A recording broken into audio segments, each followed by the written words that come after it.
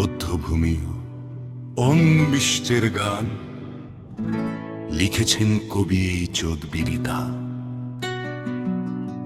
এই যে রুক্ষ বধ্যভূমি, এখানে কি তবে কোনো পদপাত হবে না কোনো এক সংক্ষুব্ধ মানবের, যে অবলীলায় মারাবে এই তপ্ত যার খোরা লাঞ্ছিত মৃত্তিকা, যার ঘ্রাণেন্দ্রিয় ভয় পাবে না লবণের এই কটুদাহে।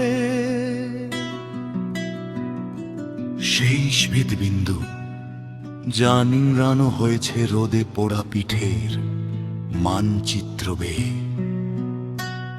যা জমাট বেঁধেছে লাংলের মুঠিয়ার হাতুড়ির কঠিন স্পন্দনে।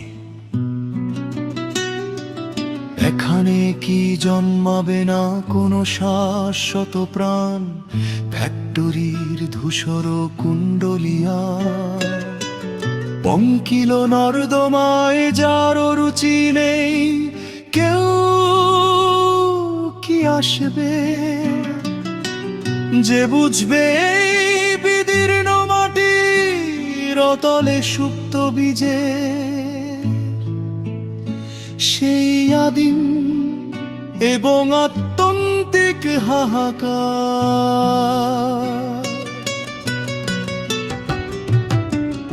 নাকি এই উত্তপ্ত পিচে ঝরা রক্তের কোনো ইতিহাস থাকবে না? তিলে তিলে গড়ে তোলা এই মহাবিশ্ব, এই ঘরমাক্ত অবয়ব, তাদের কি তবে কোনো সার্থকতা নেই এই যান্ত্রিক মিছিলে? শার্টের কলারে এই যে লবণের সাদা রেখা, এ তো কেবল দারিদ্র্য নয়, এ আমাদের না পাওয়া জীবনেরই এক দুর্ভেদ্য নকশা। আমরা তো চেয়েছি সেই একজোড়া সুস্থির চক্ষু, যারা দেখবে এই ময়লা গেঞ্জির নিচেও স্পন্দিত হয় এক হৃদহৃত পিণ্ড, যার চরণে কাদা লাগবে ঠিকই, কিন্তু চেতনায় থাকবে না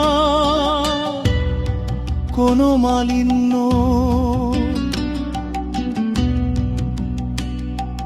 যেখানে বাতের ব্যথায় কুকড়ে যাওয়া কৃষক তার কোমর সোজা করার স্বপ্ন দেখবে মাঝে রাতে, যেখানে শ্রমিকের হাতের কড়া পড়া চামড়াগুলো চিৎকার করে বলবে আমি বেঁচে ছিলাম, আমি গড়েছিলাম।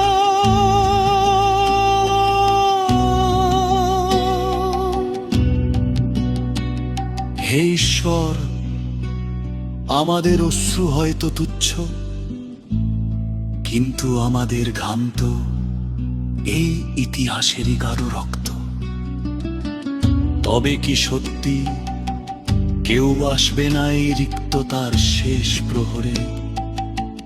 কোনো এক সাধারণ মানুষ যে কোনো এক ভোরে আমাদের এই অস্পৃশ্য শরীরকে জড়িয়ে ধরে বলবে তোমাদের ঘাম আমার খুব চেনা।